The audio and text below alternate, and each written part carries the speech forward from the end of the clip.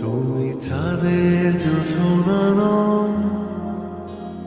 তুমি ফুলের উপমান, তুমি চাঁদের জোছনা, ফুলের উপমান, কোনো পাহাড়ি ঝর্ণা।